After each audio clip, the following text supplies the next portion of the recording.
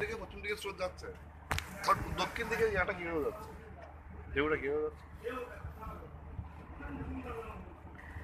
ঢেউ তো স্রোতের উল্টা দিকে।